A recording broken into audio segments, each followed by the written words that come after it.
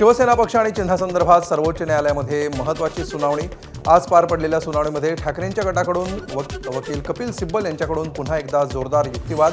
सरन्यायाधीश सूर्यकांत, न्यायमूर्ती जयमाला बागची आणि व्ही मोहना यांच्या त्रिसदस्यीय खंडपीठासमोर सिब्बल यांनी आज विधानसभा अध्यक्षांच्या भूमिकेवर तीव्र आक्षेप नोंदवला। विधानसभा अध्यक्षांनी 10व्या सूचीअंतर्गत मिळालेल्या अधिकारांचं पूर्णपणे उल्लंघन केल्याचं सिब्बल यांनी म्हटलं।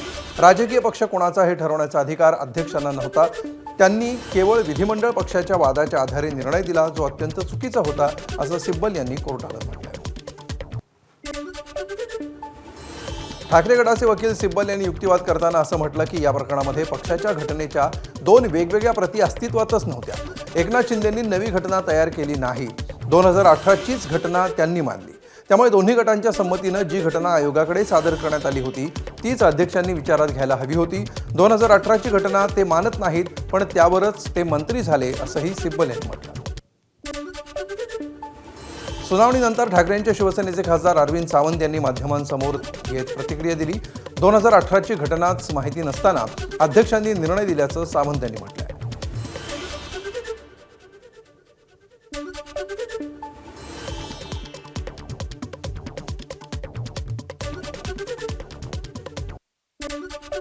एकोणीसशे 99ची जी काही घटना आमच्या पक्षाची आहे त्याच्यामध्ये मुख्य नेता पद नव्हतंच। तेव्हा फक्त वंदनीय शिवसेना प्रमुख आणि त्यानंतर सरळ शिवसेना नेते, 12 शिवसेनेचे नेते होते। त्यानंतर मग कालांतराने थोडा बदल केला, त्याच्यामध्ये कार्याध्यक्ष पद आलं। तुमच्या कक्षा काय आहेत त्या कक्षाच्या बाहेर पडून तुम्ही नाही जाऊ शकत, पक्षाचंच बांधणे त्या कक्षा त्यांनी नमूद केलेत।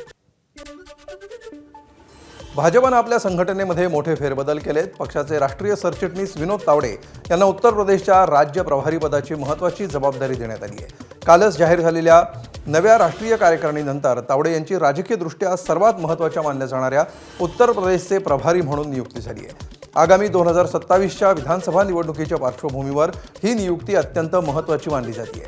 यासोबतच पक्षानं तरुण चुग यांच्याकडे गुजरात आणि सतीश पुनिया यांच्याकडे पंजाब राज्याची जबाबदारी सोपवली आहे।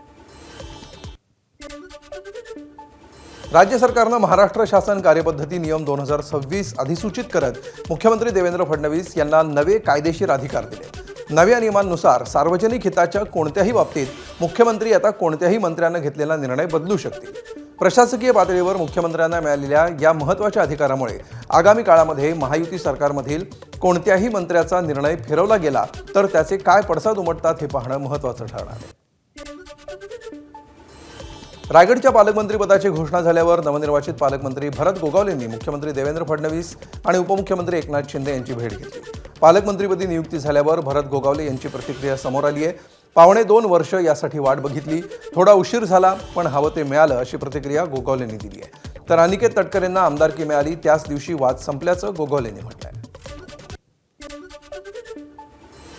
नाशिक जिल्ह्याच्या पालकमंत्रीपदी गिरीश महाजन यांची निवड झाल्यानंतर मुख्यमंत्री देवेंद्र फडणवीस यांनी त्यांना अभिनंदन करत पुढील वाटचालीसाठी शुभेच्छा दिल्या।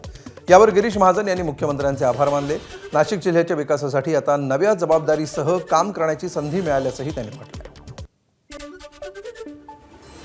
धाराशिवच्या तुळजापूर तालुक्यातील पिंपळा खुर्द गावच्या महादेवाचं दर्शन घेणारे मुख्यमंत्री होतो, असं अजब वक्तव्य धाराशिव जिल्हा परिषद अध्यक्ष अर्चना पाटील यांनी केलं। 2 दिवसांपूर्वी पालकमंत्री प्रताप सरनाईक धाराशिव जिल्हा दौऱ्यावर होते। यावेळी तुळजापूरमधील पिंपळा खुर्द गावातल्या महादेव मंदिरातल्या कार्यक्रमाला त्यांनी हजेरी लावली। यावेळी कार्यक्रमात अर्चना पाटील यांनी हे वक्तव्य केलं। यावर सरनाईकांनी उत्तर दिलंय, आपण केवळ शिंदेंचे सैनिक आहोत, असं सरनाईक यांनी म्हटलं।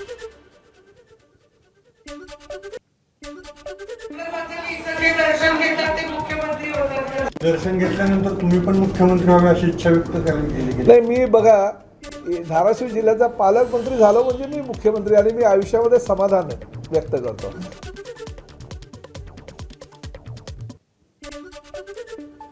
ठाण्यात परिवहन विभागाच्या वतीनं आयोजित हिंदू हृदय सम्राट बाळासाहेब ठाकरे मराठी भाषा पाठ्यक्रम अभियानाच्या सांगता समारंभाला स्थानिक नेत्यांच्या गैरहजेरीमुळे महायुतीतील राजकीय मतभेद पुन्हा समोर आले। या कार्यक्रमाला मंत्री गणेश नाईक, राज्यमंत्री माधुरी मिसाळ यांच्यासह आमदार निरंजन डावखरे, संजय केळकर आणि माधवी नाईक यांना निमंत्रण होतं।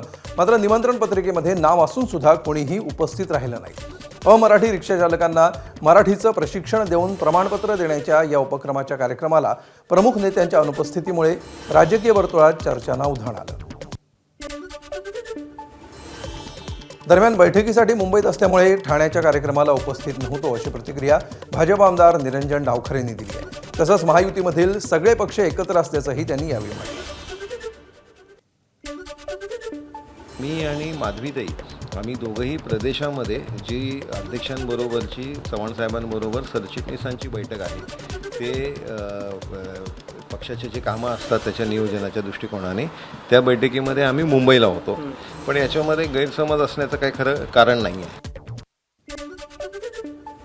ठाण्यातील परिवहन विभागाच्या कार्यक्रमाला भाजप नेत्यांच्या गैरहजेरीवर मंत्री प्रताप सरनाईक आणि मंत्री उदय सामंत यांनी प्रतिक्रिया दिली आहे. ज्यांचं मराठीवर प्रेम होतं ते नेते कार्यक्रमाला उपस्थित होते अशी प्रतिक्रिया प्रताप सरनाईक यांनी दिली आहे. तर भाजपचे इतर ठिकाणी कार्यक्रम असल्यामुळे ते गैरहजर राहिले असतील असं वक्तव्य मंत्री उदय सामंत यांनी केलं.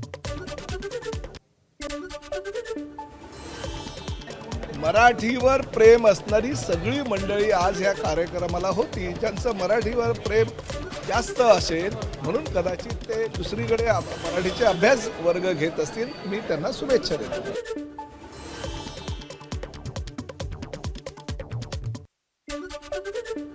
स्थानिक लोकप्रतिनिधी त्यांच्या कार्यबाहुल्यामुळे वेगवेगळ्या कार्यक्रमामध्ये उपस्थित असतील. कार्यक्रमाला राज्याचे उपमुख्यमंत्री उपस्थित होते याचा अर्थ सगळं शासन उपस्थित होतं.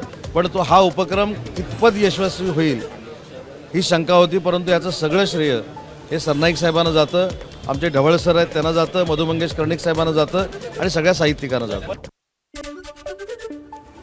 संपूर्ण महाराष्ट्रातच भाजप आणि शिंदेमध्ये फूट आहे अशी प्रतिक्रिया ठाकरेंच्या शिवसेनेचे खासदार संजय राऊत यांनी दिली आहे. ही मालिका आहे अपमानाची. ठाणे जिल्ह्यामध्ये नव्हे तर संपूर्ण महाराष्ट्रामध्ये भाजपा आणि मिंदे गटामध्ये ही फूट स्पष्ट दिसते. जिथे मिंदे गट आहे तिथे भाजपा नाही, जिथे भाजपा आहे तिथे मिंदे गट नाही. हे आता नवीन राहिलेलं नाही. ही दरी वाढत चाललेली आहे, त्याच्यामुळे ते दरे गावात जातात. त्या दरीमुळेच ठाण्यात परिवहन विभागाच्या मराठी भाषा अभियानाच्या कार्यक्रमामध्ये सुरुवातीला संसदेनं मंजूर न केलेलं वंदे मातरम लावल्यामुळे उपमुख्यमंत्री एकनाथ शिंदे यांनी संयोजकांना खडसावलं. संसदेनं मान्यता दिलेलं तेच वंदे मातरम गाणं यापुढे कुठल्याही कार्यक्रमामध्ये लावा, खबरदारी घ्या असे निर्देश त्यांनी दिले. आपलं जे सुरुवातीला वंदे मातरम झालं ते जे संसदेने मंजूर केलेलं मान्यता दिलेली कडवी नव्हती, थोडं गाणं होतं ते. तर ते पुढे संयोजकांनी यापुढे काळजी घ्यावी. वंदे मातरम जे आपलं संसदेत मंजूर झालेलं आहे त्याला मान्यता मिळाली आहे आणि तसंच वंदे मातरम प्रत्येक कार्यक्रमामध्ये आपण गायलं पाहिजे. हा आग्रह आपल्या सगळ्यांचाच असला पाहिजे आणि म्हणून पुन्हा एकदा ते आपण संयोजकांनी ते काळजी घ्यावी.